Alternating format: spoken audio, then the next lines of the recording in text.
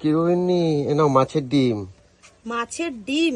আমি তো কাতলা মাছ রান্না করেছি, আবার মাছের ডিম এনেছো কেন? প্লিজ প্লিজ করে দাও না গো।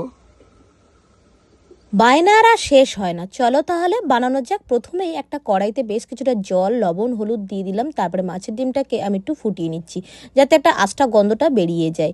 এর মধ্যে একটু লেবুর রসও দিয়েছিলাম বন্ধুরা, স্কিপ হয়ে গেছে, তাই তোমরা একটু লেবুর রসও এর মধ্যে অ্যাড করে দেবে। এবার এটাকে ভালো করে ছেঁকে নিচ্ছি।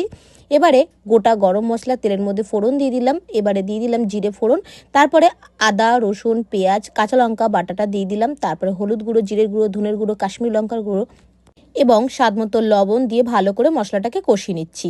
মশলা যখন কষানো হয়ে যাবে, যখন মশলা থেকে তেল ছেড়ে যাবে, আর হ্যাঁ, তোমরা এখানে কিন্তু টমেটোও দিতে পারো। আমি এখানে টমেটোটা আর দিলাম না, যেহেতু কাশ্মীরি লঙ্কার গুঁড়ো দিয়েছি বলে আর দিলাম না।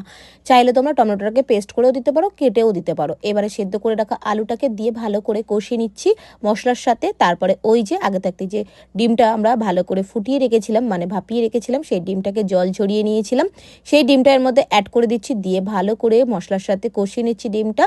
ডিম আর আলু মশলার সাথে ভালো করে কষানো হয়ে গেলে এখানে আমি গরম জল অ্যাড করেছি। এবারে গরম মশলার গুঁড়ো আর ধনেপাতা কুচি দিয়ে ছড়িয়ে দিলাম।